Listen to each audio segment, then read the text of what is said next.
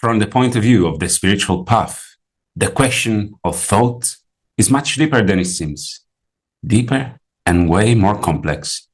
So let us investigate this with you to help you on a serious spiritual path. A serious initiatory school like the Golden Rosy Cross does not treat thought as something trainable.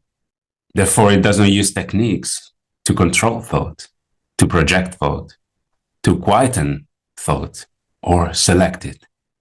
None of that, because that would be the equivalent of a friend on the tip of an iceberg with a very long paddle trying to get this iceberg to where he imagined it should go through thought. Instead, it continues to go as it always was, dominated by very large and deep forces of which he has no knowledge or control, and therefore cannot do much about it, but just be influenced and be governed by these forces. And that is why, taking the parallel of the human being to the iceberg, if we look at ourselves, we imagine that our thinking is as if we were the tip of this iceberg. And more or less at the heart line, there is where the water is. Lower down is where it is semi-illuminated or semi-perceived by our consciousness, where there is an immensity of things. It's like we live with this circle of forces that make up our consciousness. In this image, you see a human being inside this circle, in this state of common consciousness that we have, which is the state of consciousness of all those who live their lives normally in our busy daily life, but also even for those who are looking for something higher. We are all in a great vicious cycle, and we don't even know why.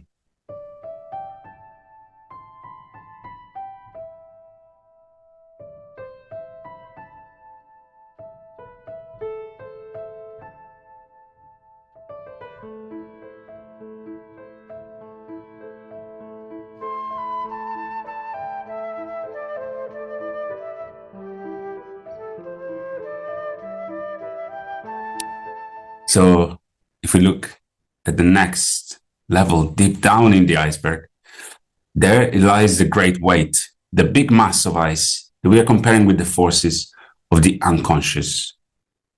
The Golden Rosy Cross speaks about the human being's consciousness having three centers: the head, normally associated with thoughts, the heart, associated with desires, and the pelvis, which we call the sanctuary of life, the most ancient complex of the evolution of life on our planet. And it is there that all our conditionings are found. And these conditionings are not only at the physical, organic level. The teaching of the spiritual school speaks of some energetic layers that make up our personality as a whole. The physical body is only the densest, but there is a second layer, the etheric or vital energy layer, which we call the etheric body or vital body. It also has all this operative memory of all our conditionings. And friends, we call these reactions. These reactions are habits, conditionings, patterns, forces less perceptible to our consciousness, but with a much deeper and more profound determinant.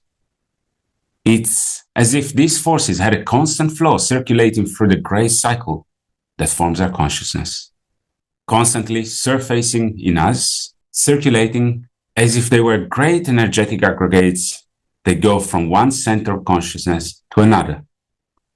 We see this in our almost automatic action-reaction responses.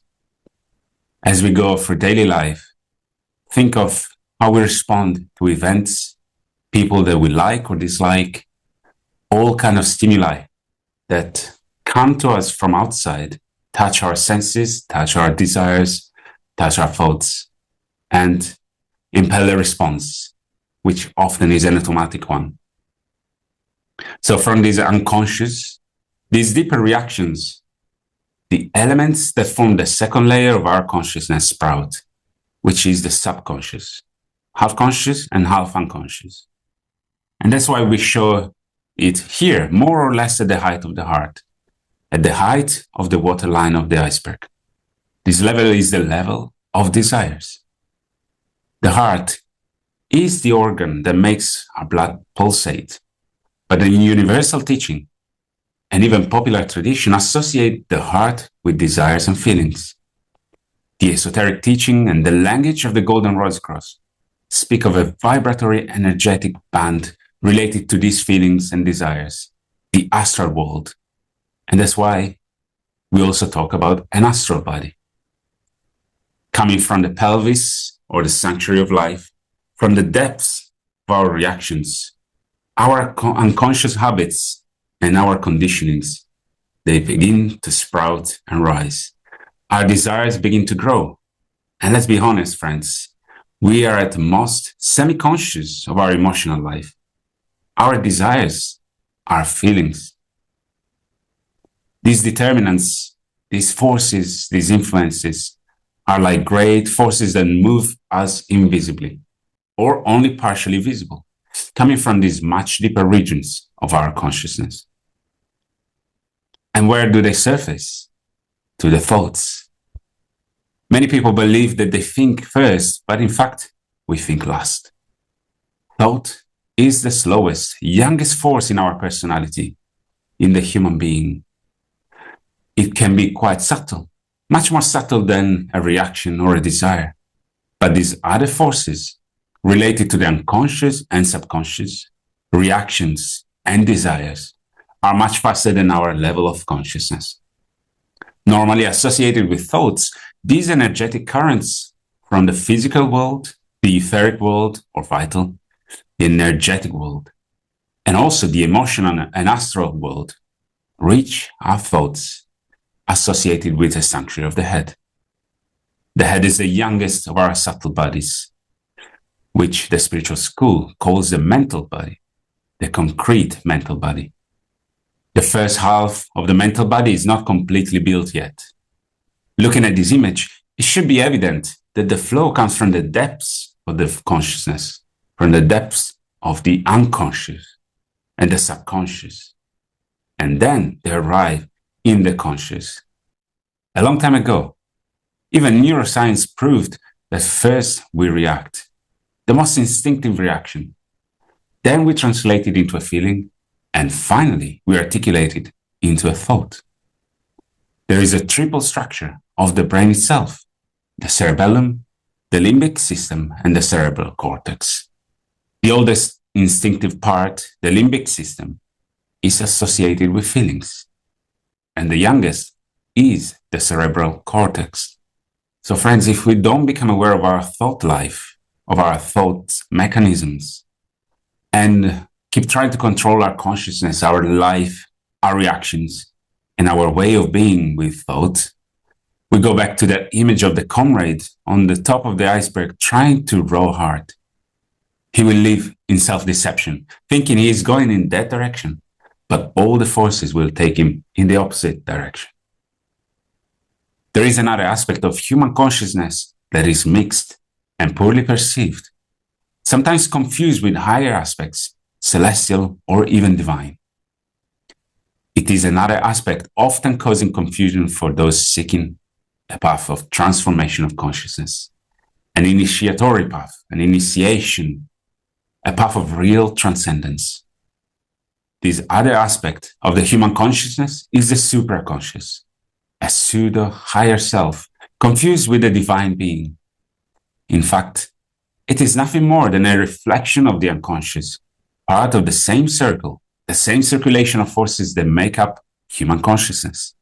It reflects the suggestions from the depths of the unconscious, the same reactions of anxiety, fear, and worries linked with the subconscious and reflected in the supraconscious.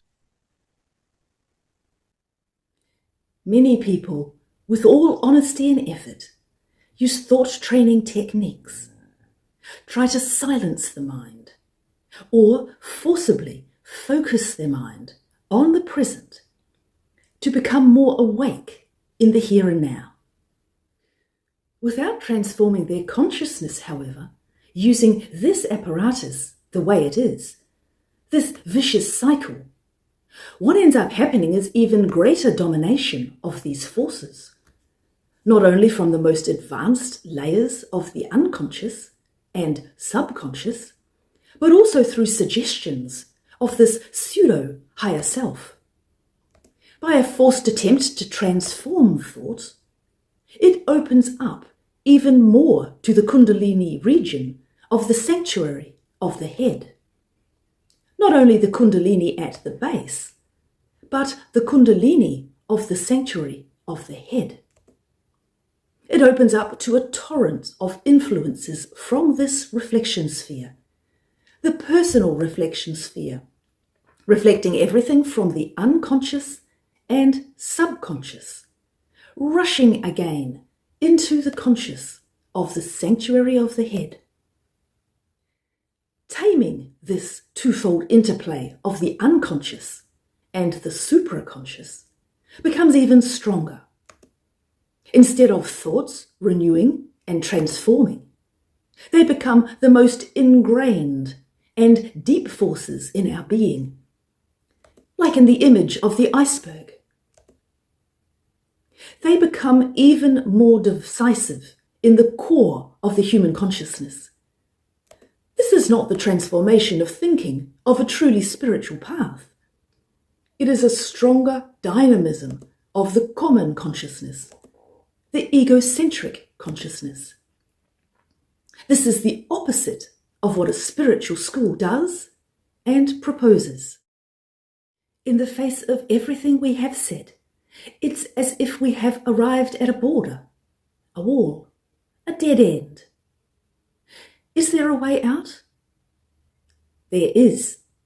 But in the face of this question, how to go beyond this cycle, there must be in the human being some element that is not part of this vicious cycle.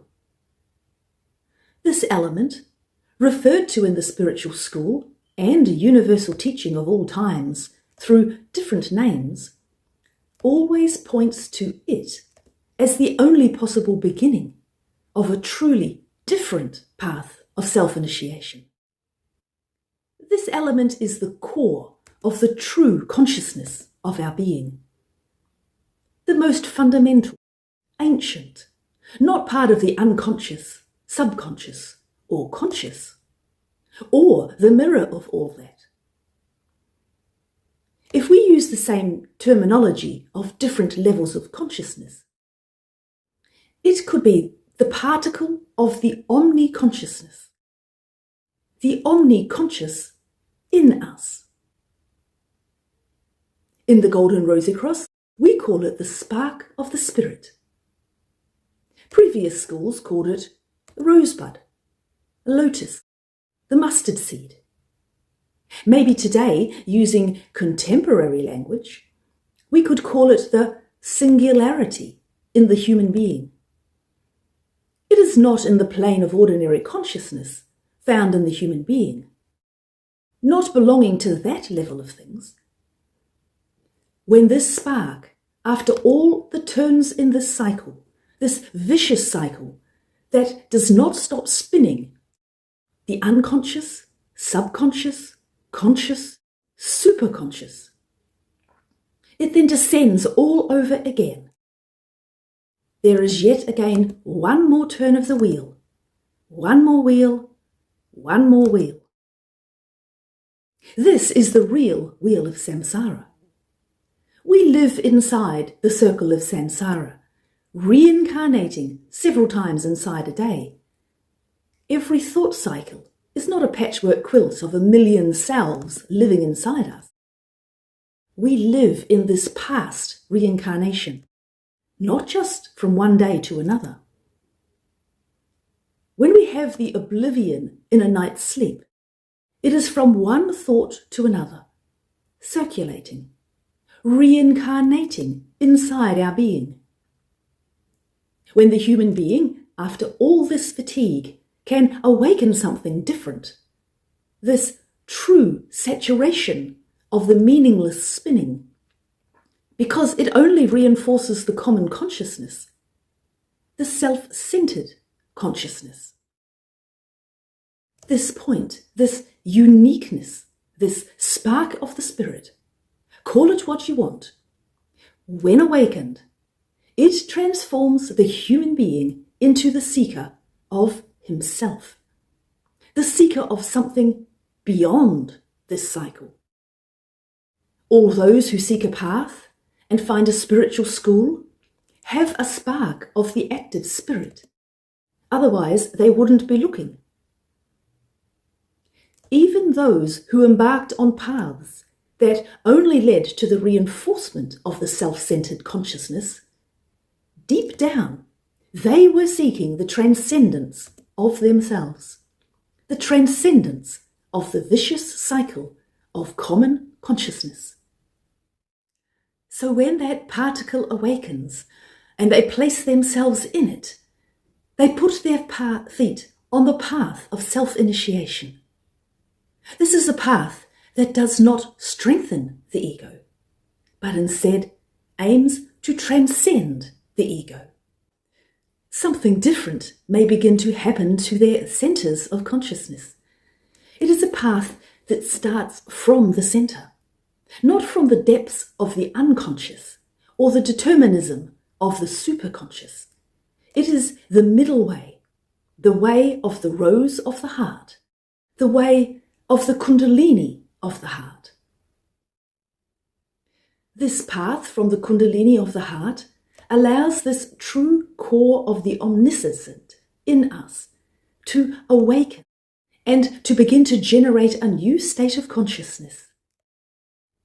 A new thought begins to emerge.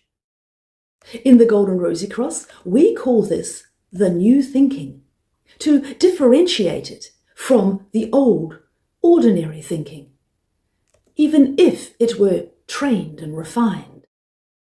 This new thinking sprouts from the spark in the heart of the omniscient and begins to ring like lightning bolts in the core of consciousness in the sanctuary of the head.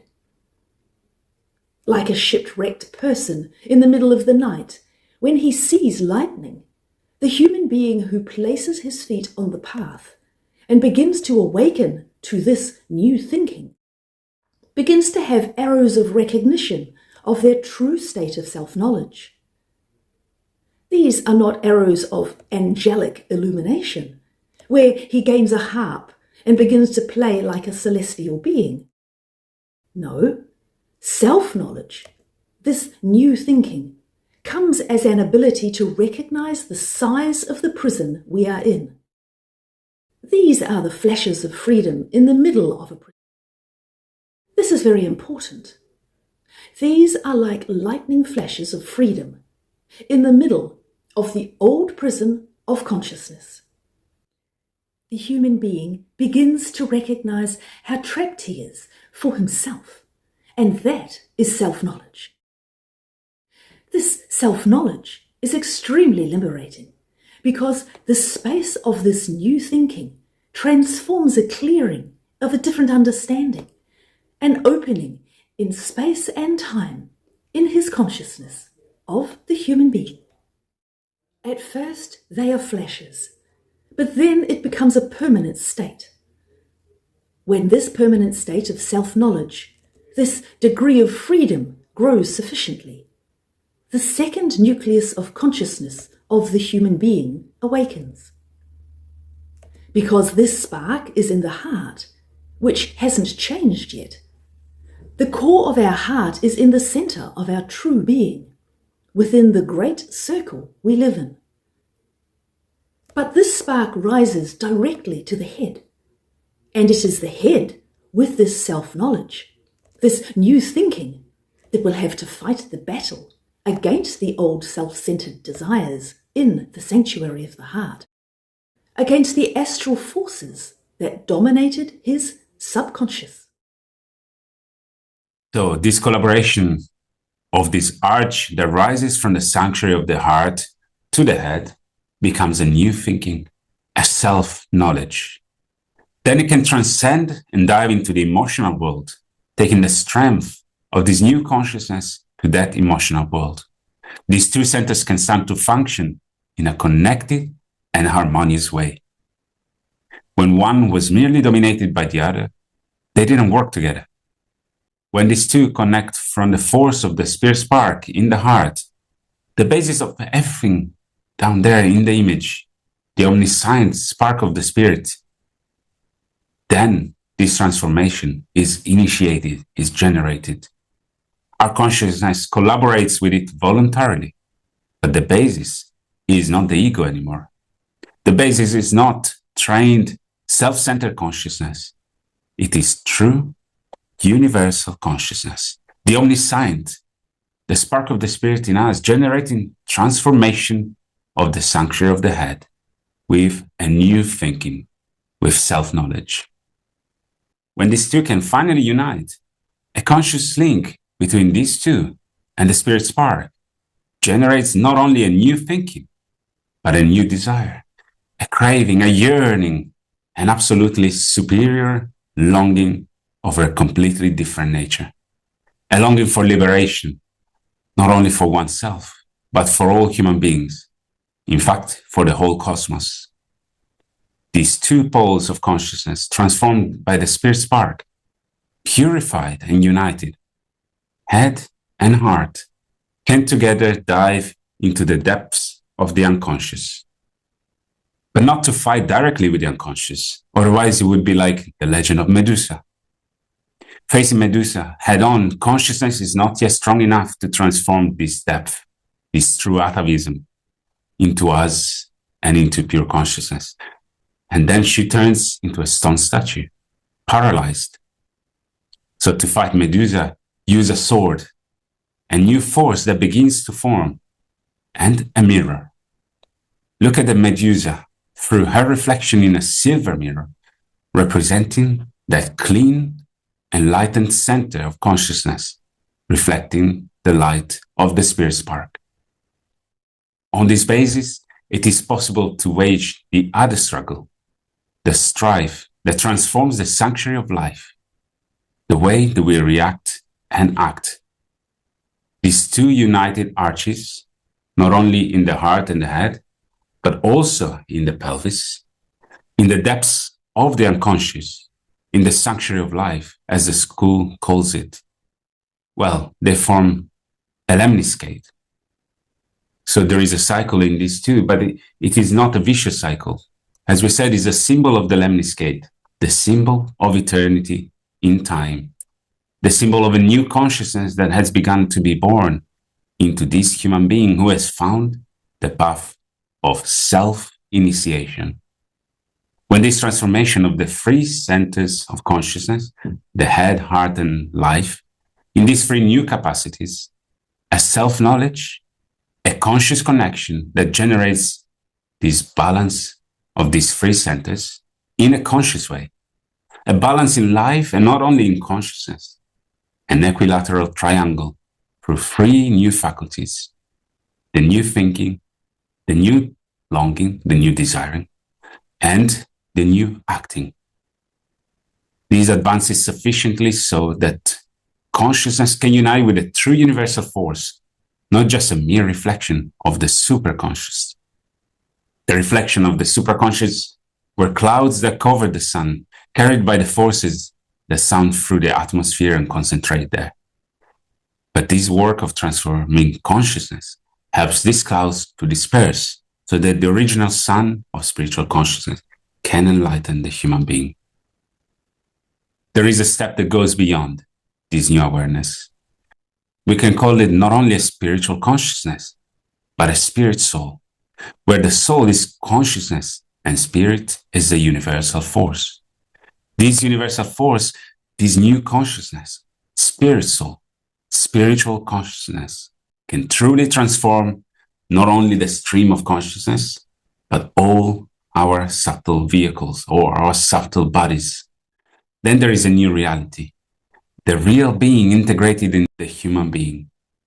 The proposal of the spiritual school is not to reinforce, train, polish, or improve the vicious cycle of common consciousness, the self-centered consciousness. It leads us nowhere, friend, only to a more self-centered ego. Now, the path of the spiritual school of the Golden Rosicrucian begins where the path of ordinary consciousness ends, where it reaches the border, awakens the universal principle, the spark of the spirit in ourselves, and can lead the human being not only to break the vicious cycle, but to generate a new cycle, a virtuous cycle, a cycle of self-liberation, of self-authority, of true freedom, the liberator of the new consciousness and the new human being.